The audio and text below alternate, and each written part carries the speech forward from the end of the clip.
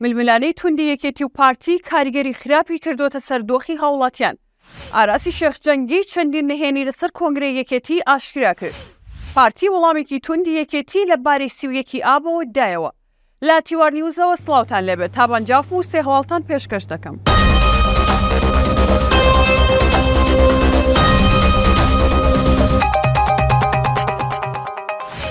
لە کاتێکدا دۆخی تەندروستی هاوڵاتیان خراپە و ئەمڕۆ چەند حاڵەتێکی کۆلێرا لە شاری سلێمانی تۆمار کراوە.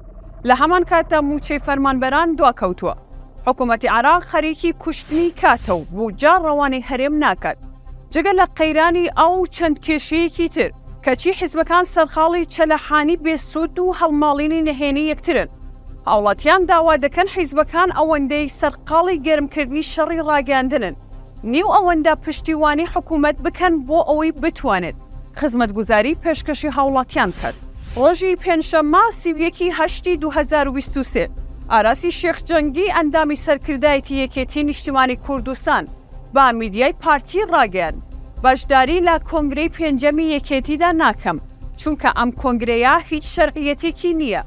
ئاراسی شێخجەنگی ئەوەشی گوتووە کەمی دەرفەت بۆ ئامادەکاری کۆنگرا بە هۆکاری نەبوونی شەرعیەتی کۆنگرە دەزانم و لانی کەم دەبوو چەند مانگێک دەرفەت هەبوایە بۆ ئامادەکاری. ئاراسی شێخجەنگی لە لێدوانێکیدا بۆ میدیای پارتی ئاماژەی بەوەش کردووە. لە ئێستاوە لیستی ئەندامانی ئەنجومەنی سەرکردایەتیمان ئامادە کردووە و ئەوانەشی نابێت بەشدار بن یاخود دەربچن دەستنیشان کراون. هەروەها بڕیاریان داوە هەندێک لە سەرکردە دێرینەکان بگەڕێنەوە. ئەمە تەسبیح حسابە و دەشیانەوەی کاک بافڵ بە ڕەسمی بکەنە سەرۆ.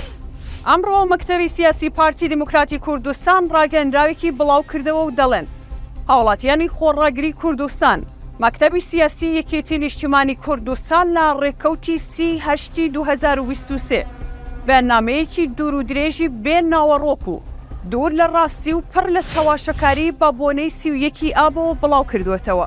ڕووداوی 31 ئابی ساڵی 1996 خاڵێکی وەرچەرخان بوو لە مێژووی خەباتی گەلەکەمان و لە سایەی دەرەنجامەکانیدا هەرێمی کوردستان بەرەو ئاڕاستەی نیشتیمانی و ئاوەدانکردنەوە و سەقامگیری هەنگاوینە. ئێمە وەڵامی ئەو بەیاننامە پڕ لە تۆمەت و دوور لە ڕاستیان نادێنەوە چونکە ناوەڕۆکەکەی ئاستی خۆیان نیشان دەدات و جاواب الئەحماق سکوت. سێ هەواڵم پێشکەشکردن کاتێکی شەر.